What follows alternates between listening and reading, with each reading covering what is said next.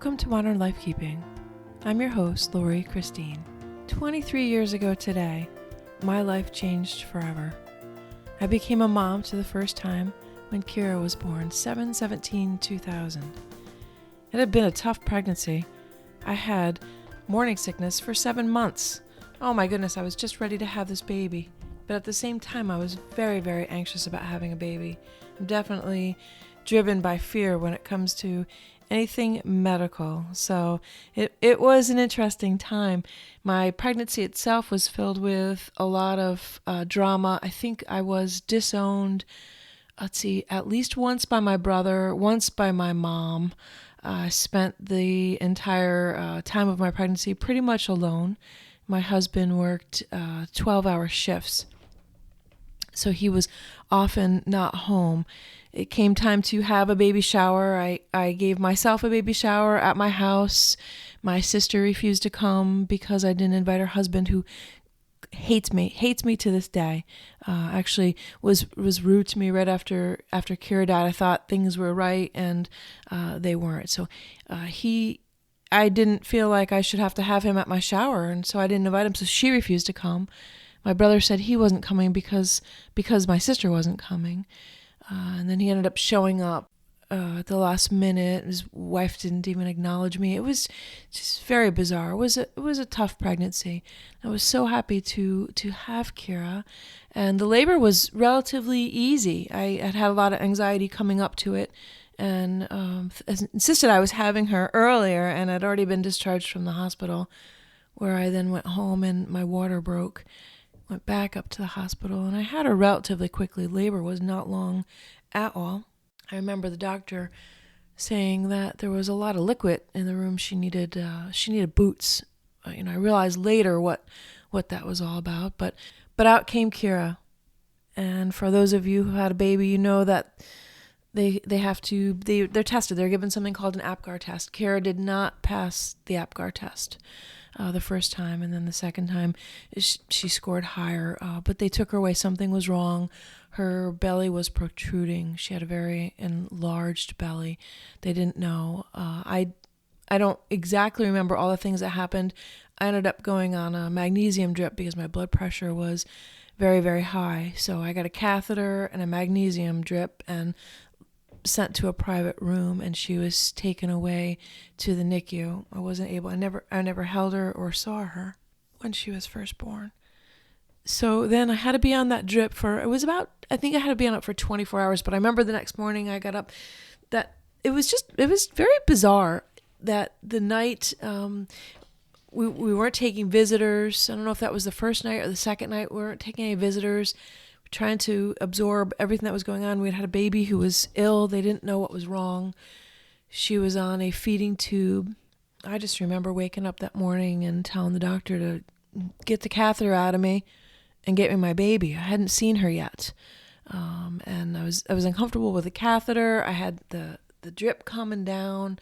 I didn't really understand what was going on. I just wanted to go see my baby. I know that my husband had seen her. He had taken his mom to see her. So I was left by myself and really just didn't know what was going on. And it was, let me think, she was born on a Monday.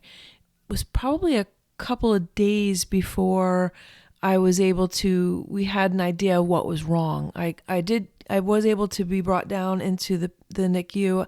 I didn't get to hold her, but I was able to see her. And I can remember looking at her and thinking, oh my gosh, I can't love her. She's going to die. I literally thought that. And instantly I realized that all I had to give her was love. And I immediately felt nothing but pure love for her. The fear was erased by the love. And I just poured all my love into her. And as I stood there and I watched her sleeping with her stomach tube, tubes coming out her nostril. It was not what you expect when you have a somewhat, I had a normal pregnancy. I had some high blood pressure towards the end, but nothing that anybody was alarmed about. The morning sickness, that was somewhat normal too, especially given that she was a female. It's more normal when you have female babies. So I didn't think anything of it. I didn't pay a lot of attention to the NICU unit as we came in, because I have to admit, I didn't think it was going to happen to me, but it had happened to me, and it was a whirlwind of just not knowing what was going on. And then finally Wednesday, a doctor came in and she had news for me, but she wouldn't give it to me without my husband being there, okay. So I had to wait for him to come back. He had gone home to walk the dog.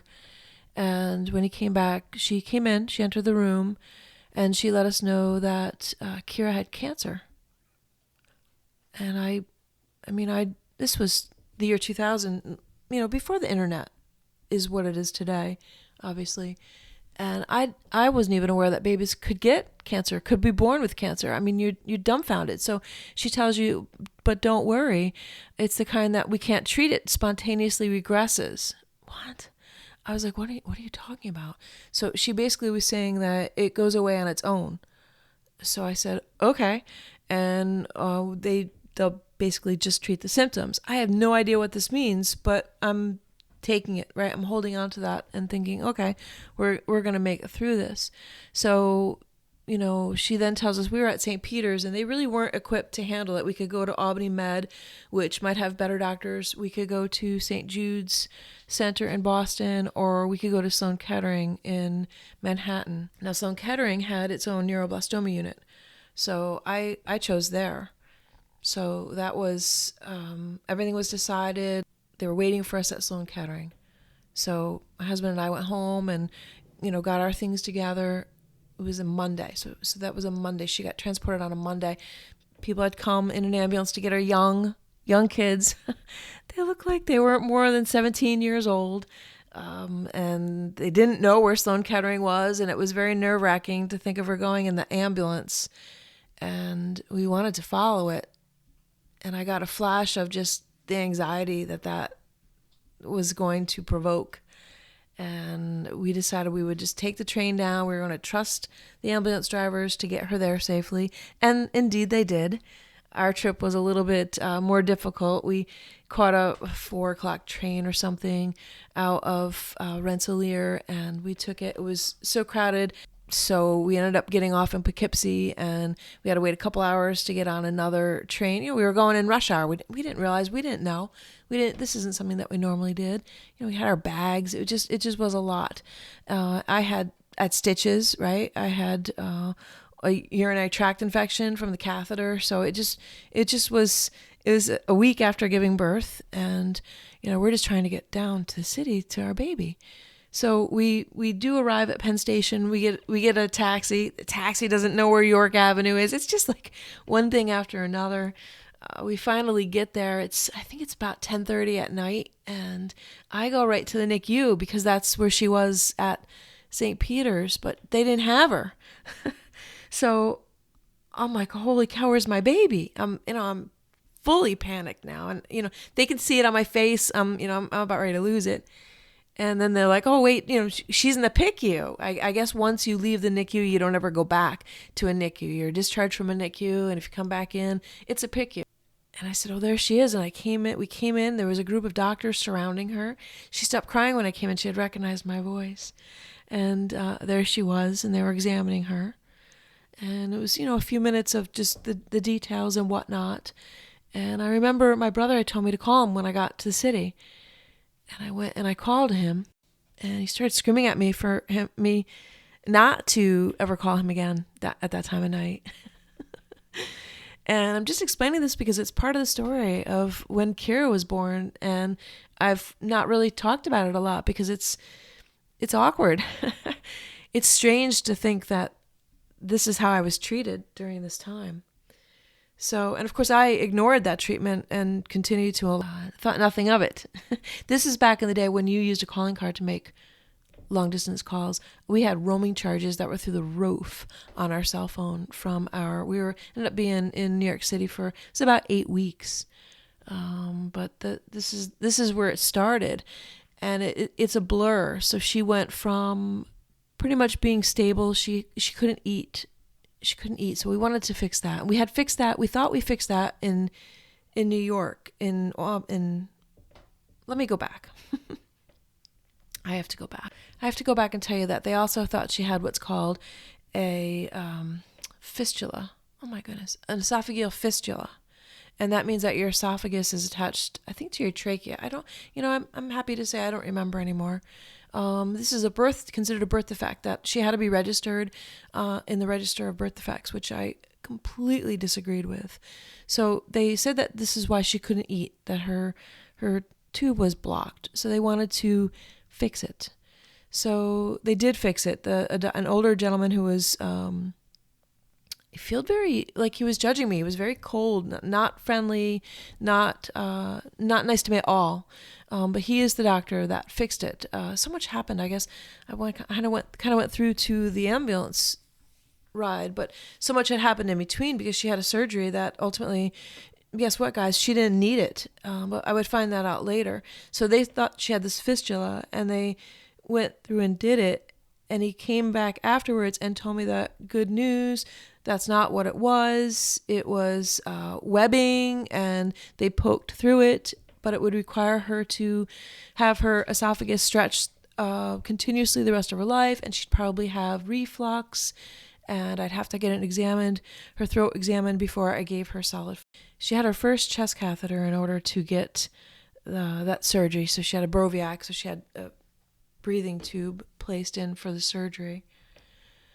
So she had a incision on her neck, her chest, and that's where she was at when she got transported down to Manhattan. So we were told that she could eat, but they did not start feeding her. They didn't give her a bottle. They fed her through a drip. So ultimately she, forgot how to suck, and that she became failure to thrive. So much happened. I'm not sure I've never told it all at one time. So she ended up getting an infection in her incision, and they had to give her an antibiotic. In the meantime, they had introduced us to a social worker. This is probably the very beginnings of my not caring for social workers. I'm just going to say it as simply as possible, so that you get the point without me having to put myself in a lower frequency by describing it, how I feel about it. So I overheard it was a few days, I overheard the doctors talking to the social worker. Basically, they had overdosed Keara 10 times the dose of the antibiotic. They did it 3 different times in a row. And the social worker knew about it, but we didn't. We weren't told. And somehow she was able to have that knowledge and I wasn't. And I went right out and I let them know that I don't know where they thought I didn't have parenting rights, but I was every bit Keara's parent, and I was every bit entitled to that knowledge and that information as much as anyone else was. And simultaneously, I don't understand the need to wait to tell me. So she was overdosed 10 times the dose of an antibiotic.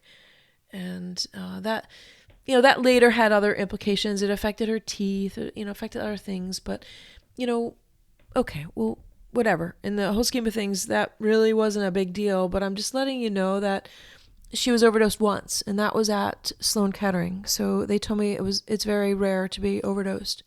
It was a decimal point error, I believe, which I guess is easy to do, but shouldn't be able to get past all the people that it got past, because she wasn't an in-between, middle average sized person. She was an infant. She weighed 8 pounds, 6 ounces when she was born.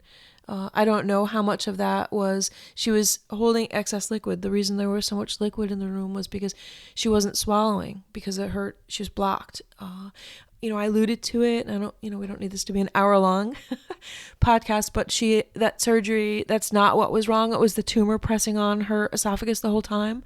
So she ended up having a surgery that she didn't need. I found that out because she had to have, a liver biopsy. So she had cancer on her liver, her adrenal glands, and I think it was her left kidney. So they wanted to go in and biopsy I'm sorry I'm telling you this in such a confusing way. I've never told the story from start to finish, but they had to stage the cancer. There's a special stage, which is 4S in neuroblastoma. At that time, it was generally diagnosed at the age of 1 year old.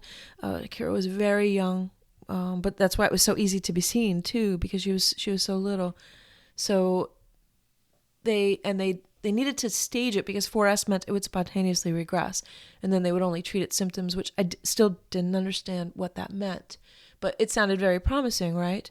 So they had to diagnose it, and they wanted to do something. I think they called it some kind of a fish scan. They were really checking her genes to see if she had this certain gene that would carry the cancer throughout her entire body, and then obviously that would be very bad, right? So all sorts of tests were going on. They had to do a spinal tap and a biopsy, and so they did these things. And after she came out of her biopsy, she had a famous doctor. I want to say Dr. It sounds like the airport, Dr. LaGuardia.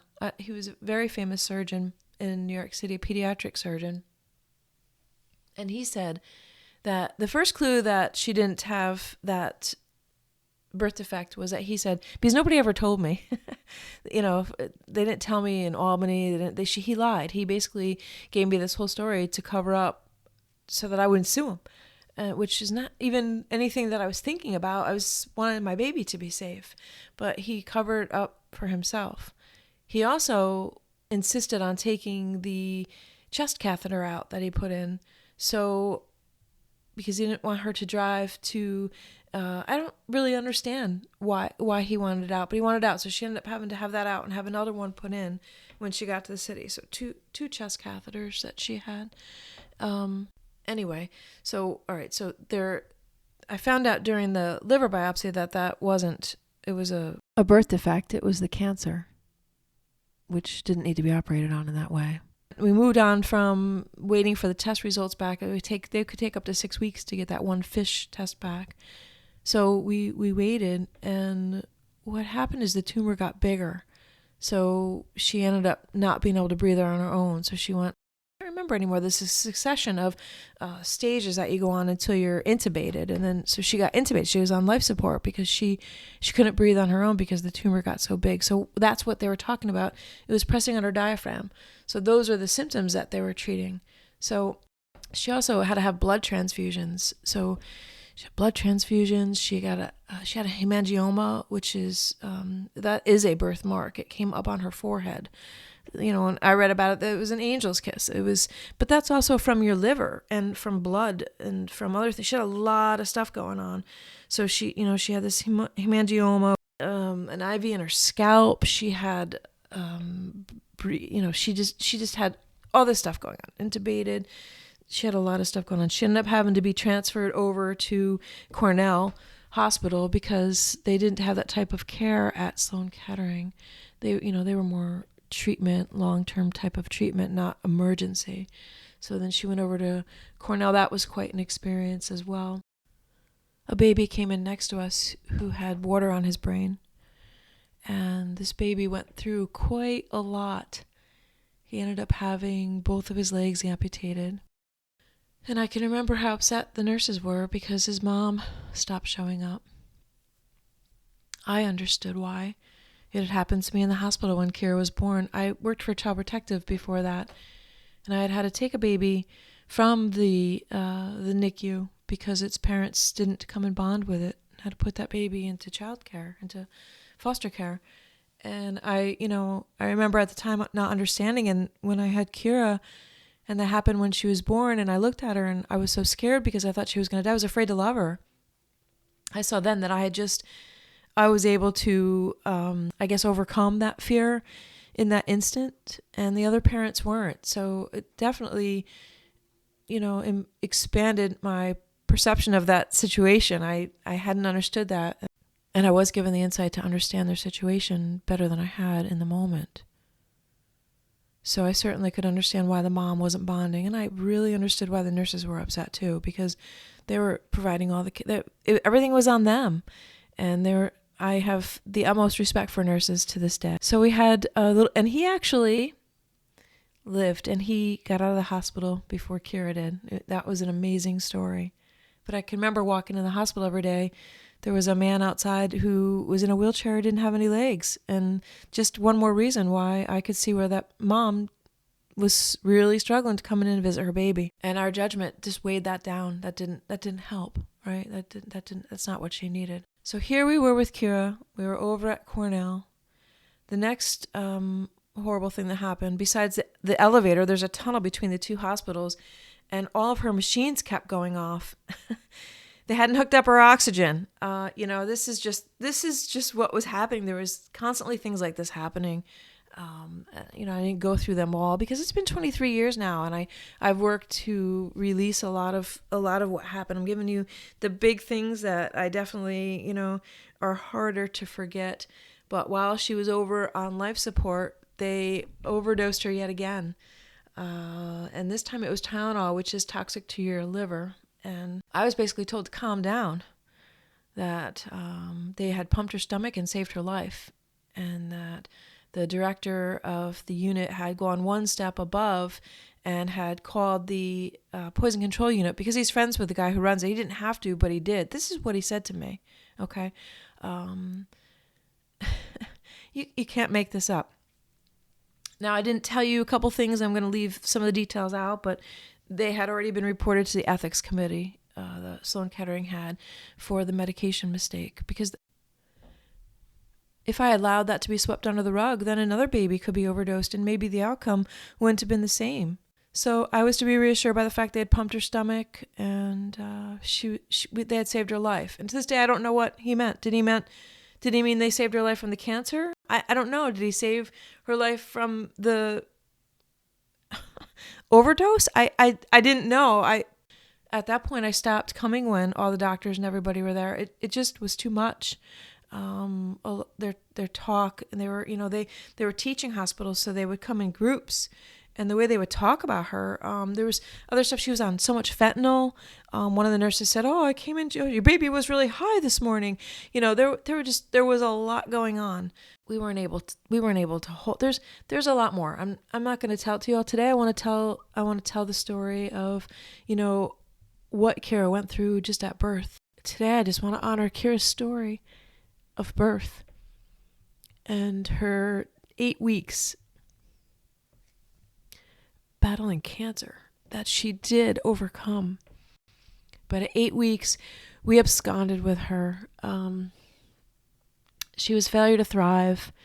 They weren't feeding her bottles. She had forgot how to suck. We couldn't hold her. We left to get something to eat and came back, and there was a nurse holding her and carrying her around the hospital. And, she was immunocompromised, and they're carrying her around the hallways. She was carrying her around the hallways of the hospital. We weren't even allowed to hold her. And I don't know what happened. We said, give us a medical reason to be here or we're leaving. And they didn't. So my husband left, and he went and got the car and came back the next morning, and we left. We took her, and it was fine. I know that sounds startling, but it was fine. She came home with the chest catheter that I said that the doctor here refused to remove, so we had to take her back. But we traveled back and forth to Manhattan. I did. Jim didn't come with me, maybe once or twice. But we traveled back. I think it was every month, and then it was every 3 months, and every 6 months, and then every year. And I just did what I needed to do. But Keara began to thrive. The long and short of it, I had her evaluated around 9 months because she wasn't, I don't remember, she hadn't reached a milestone, and they came out, and it was just a matter, she was ahead on her fine motor and behind on her gross motor, which is normal for a baby who's laid in the hospital. Of course, I wasn't putting her on her chest enough because of, I don't know. I just wasn't. So once I started doing that, then she made fast recovery on, I think it was sitting up on her own. So something that she just wasn't doing. And she then, got all the milestones as she should, I'd say. But they never came back. So it wasn't an issue. But I wanted to today, for Keara's birthday, I wanted to talk about the day she was born. Of course, that led into some more of her story. And, there's some more details that I've left out that I think people would find very interesting. But we're off to take a ferry ride to Bald Head Island, my son and I and his girlfriend. The 1-year anniversary of this podcast is 7/17, and today is her birthday. So I wanted to, get this podcast out. So Thank you for listening, everybody.